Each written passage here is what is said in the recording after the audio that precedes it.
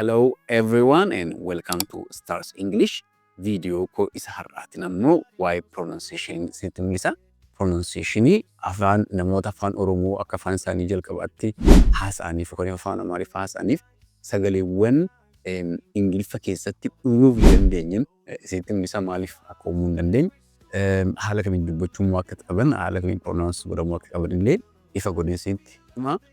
Egaa hanga dhuma video kanatti nu wajjin turan affeerraa kiyya. Yoonif video kanaaf immoo haaraa taatan subscribe gochuu hin dagatinaa. Like godhaati barumsa kan eegala. Thank you.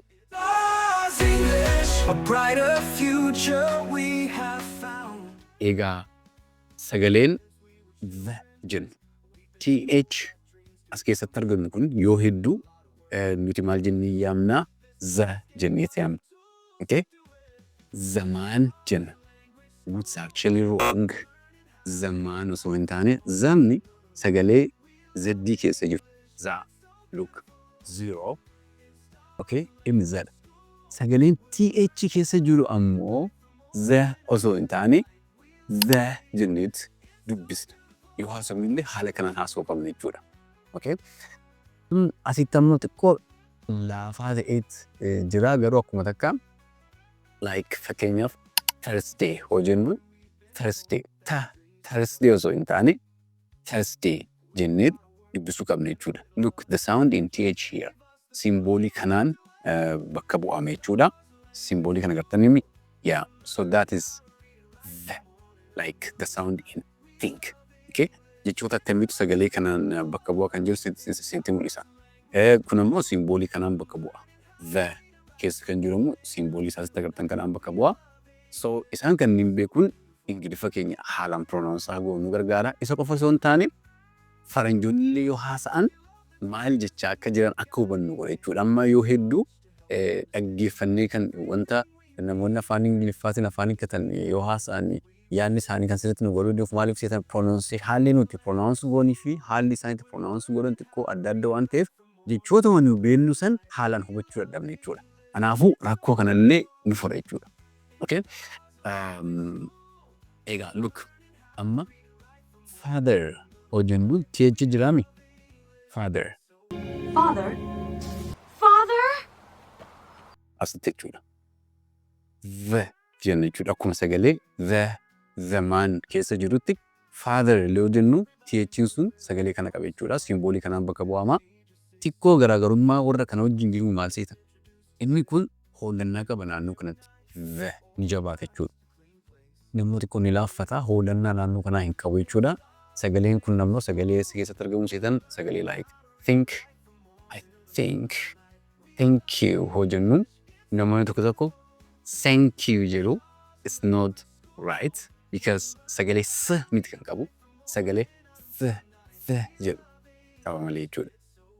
Isaan kunniin iddoon sagalee uumama sagalee isaanii lamaan isaaniitu kunis sagaleen the keessa jirus sagaleen inni the keessa jirus xiqqoon jabaata kan hin jedhe kunis iddoo uumama sagalee isaanii tokko. Arrabni keenya hiikii lamaan jidduu seeneetu uumamu jechuudha sagaleewwan kunniin. Amma nuti afaan Oromootiin sagaleen achitti uumamu jiru waan ta'eef sagalee kana sagaleessuu hin dandeenye. Pronounce gochuu hin dandeenye jechuudha. Okay? Kanaafuu waan jenna jechuudha. Isa xiqqoo jabaatu kana the gooneeti. Isa xiqqoo laafuun ammoo s goone jechuudha. Yookaan ta goone jechuudha. Kanaaf ammoo sagalee Thursday sila Thursday jennee kan dubbisuu qabnu yookaan haasa'uu qabnu maal jenna Thursday jechuudha. It's not Thursday. It's Thursday. I think jedha nama tokko. Namni kun ammoo I think jedha. Lamaanuu sirrii miti. Okay? T fi H yoo hunda afaan Ingiliffaa keessatti usnaan T fi H bakka tokkotti ufnaan sagalee jedhu akkuma kophee cimdii jennee jennee haala saniin nuti afaan Oromootti itti fayyadamnu. Isaan kunis T fi H bakka tokko dhufnaan sagalee jedhu nu kenna jechuudha. Yookaan xiqqoo jabaa akkasii kanatti like in the yookaan immoo xiqqoo laafaa ta'ee akka jennu sagalee think keessa jiru jechuudha. Haala kanaan uumamu jechuudha. Kanaafuu nuti haala sagaleessuu hin dandeenye sagalee akkanaa afaan Oromoo keessaa waan hin qabneef jechuudha.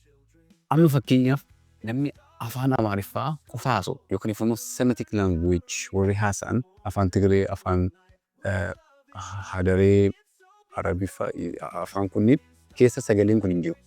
Kanaafuu sagaleen jiru hin jiru. Afaan Oromoo ta'an sagalee jiran kuni cimdiidha. Sagalee dhadhaa, dhiira, dhalaa. Amma nama Amaariffa qofaasu tokkoon dhadhaa jedhee jirtanii maal jedha? Dadaa jedha. Maaliif sagaleen jedhu afaan Amaariffa keessa waan hin jirreef, Semitic language keessa waan hin jirreef dhadhaa jechuu hin danda'u. Maal jedhaa? Dadaa jedha jechuudha. Dadaa.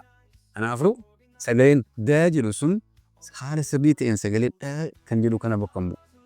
Amma nus afaan Ingiliffaatiin haasofnu asitti tiinkii jenna. Tiimiti is think jenna malee tiinkii jenna. Sirreeffachuu qabna jechuudha. Gaafa rinjuunis haasaan haala isheen haasu waan ta'eef immoo tiisan eegganna waan ta'eef walda barra jechuudha. Haala dhaggeeffachuu hin dandeenyu jechuudha. Do you understand? Yeah. Kanaafuu kana sirriitti hubachuu tokko afaan Ingiliffaa gaafa haasofnu haala bareedaa ta'een akka haasofnu yaada keenya sirriitti namoota afaan Ingiliffaa danda'aniif akka ibsinu nu gargaara. Lammaffaa yoonif afaan Ingiliffaatiin namoonni afaan hiikkatanii haasa'an dhaggeeffannu haalaan akka isaan hubannu nu gargaara jechuudha. Faayidaa lama qaba. Yaada keenya isaan dabarsinaa yaada isaaniis sirriitti hubachuu dandeenya jechuudha. Okay? You know, it's not that hard. Yoonif shaakallee sirriitti qabachuu hin dandeenyu waan ta'eef yeroo nutti kennanii irra deebi'anii shaakaluudha jechuudha. Kun haalaan jechoota as keessa jiran jechoota akkamiitu sagalee xiqqoo jabaa ta'ee gara z miti garuu xiqqoo gara z. Keenyaaf father, mother, brother, both laala jechoota nuti barraa jiran asirratti laala. Jala sararameera. Both. Okay? Whether. Haala qilleensaa jechuudha. Whether. Either. Okay? Either. Together. This. That. Those. They. For example, their students. Xiqqoo jabaadha. Gara z siqaa garuu z miti.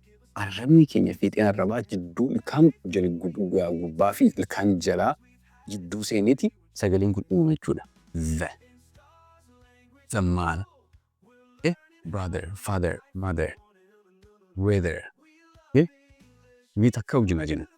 Ni wajjin jedha. Jechoota laalaa ni wajjin jedha. This, that, these, those, mother, father, brother, both, either, whether, together. Egaa jechoota hedduu jira. Okay? Isaan kanneen haala qabachuu dandeessan yaaduu qoodee booddee rasneeffamuun isaa sirriitti immoo deemtee ilaaltan hiika isaanii wajjin pronunciationis shaakalaa taphachuu hin dandeessu jechuudha booddee itti dhufna. Inni lammaffaa immoo xiqqoo ni laafata kanas ni jedhamu warra kana jechoota akka fakkeenyaaf think jechuudhaan arrabni bakkuma asitti arraba keenya galchine san achuma tuqa jechuudha jidduu ilkaan lamaaniiti. Think, I think jenna malee I think isin jennu I think isin jenna jechuudha. So think, thank, thank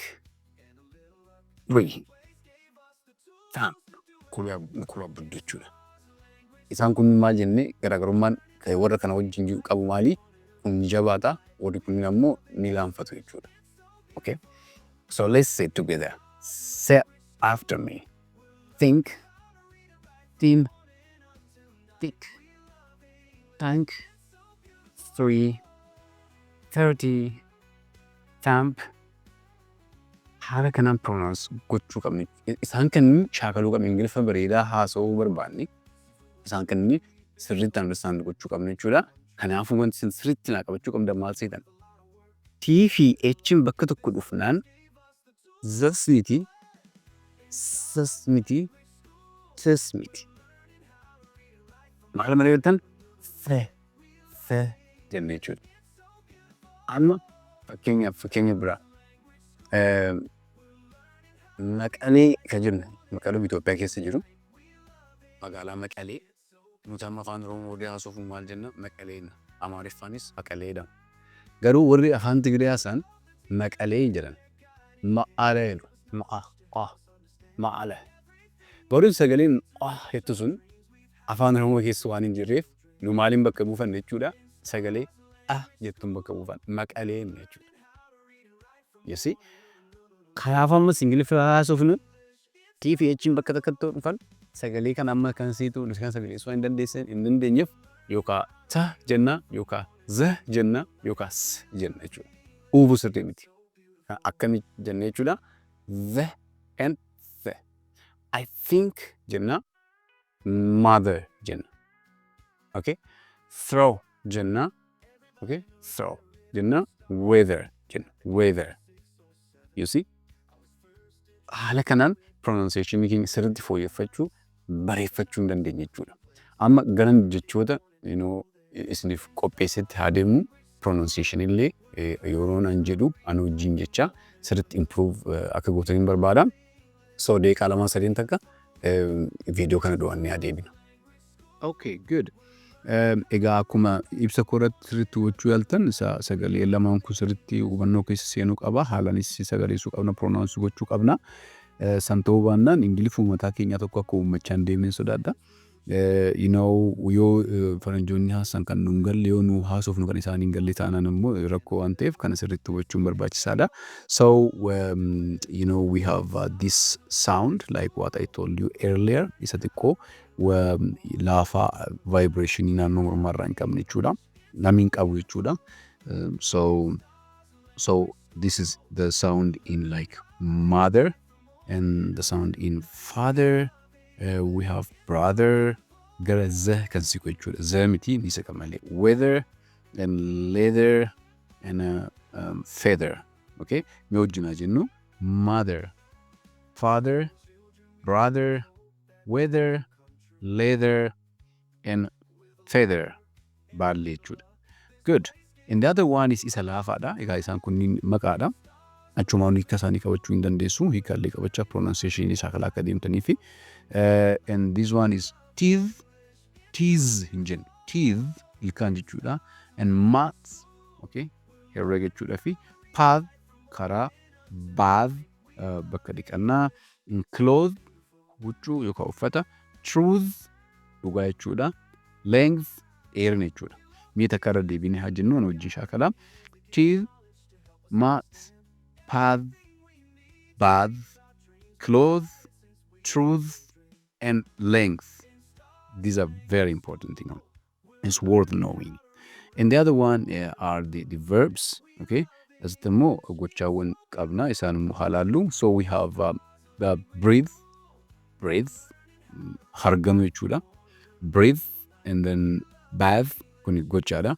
Dhiqachuu jechuudha fi kan duratti sun iddoodha. Iddoo dhiqannaati. Bathroom hojennu mana dhiqannaa jechuudha fi and soothe tasgabbeessuu, soothe and gather funaanuu, smooth wanta quuqaa namni hin qabne jechuudha. Wanta sirrataa. So takka wajjin haa jennu isaan kunniin warra xiqqoo vibrationii qaban sanniini. So we say breathe, bath, soothe, gather, smooth. Kan ammoo sirriitti deddeebitanii sirriitti akka shaakaltan isin jechuun barbaada. And the other ones are these ones and the ones without vibration like in think. Xiqqoo kun ammoo gara z osoo hin taane gara xiqqoo kan siqu jechuudha. Like think, thank, okay?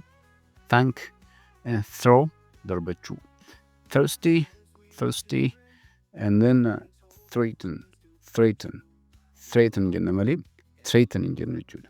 Okay? So these are how we should pronounce. Get akka wajjin haa jennu think, thank, throw, thirsty, threaten. Egaa wanti guddaan maal seetan arraba keenya jidduu ilkaanii galchuudha. Arraba keenya jidduu ilkaanii galchinee sagalee kan uumne jechuudha. Inni dhuma immoo ibsa maqaa kanniini the adjectives. We have other, other kan biraa jechuudha. So another, okay, kunis kan biraa jechuudha fi either and together ni jabaatu xiqqoo, Worthy and northern and southern.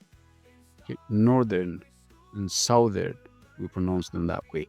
And we have here thin, thick, third, worth, wealth, wealthy, and truthful. Truth kubaasa yoo ta'u xiqqoon jabaata. Truthful yoo inni garuu xiqquma xunnee bira dabarra waan ta'eef xiqqoo akka laaffachuu ta'a. Mee takka irra deebinee haa jennu thin, thick, third, worth, wealth, wealthy, truthful. Okay? Isaan kunis jechuun asitti jiran they are all not adjectives. Grammar word illee ni jiru. Xiqqoo keessa maqaan ni jiru. Anyway, the focus is not that one. The focus is the sounds in here. So another, other, either, together, okay, worthy, and northern, okay, southern.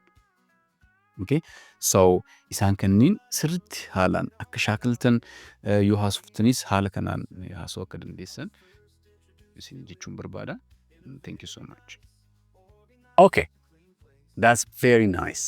Egaa viidiyoo sagaleewwan sanniin jechoota siikaa isaanii wajjin akka sirriitti qabattan abdiin qaba. Egaa irra deebitanii ilaaltanii yoo an jedhu na duukaa buutanii isinis sagaleessaa pronunciation kan akka sirriitti fooyyeffattan abdiin qaba. Hanga dhuma viidiyoo kanatti ammoo na wajjin turtanii waan wanta barachuu qabdan haalaan barattaniif galatooma jechuun barbaada. Yeroo itti ammoo viidiyoo biraa mata duree biraa irratti isiniif hojjedha. Until then, have a nice time. Bye.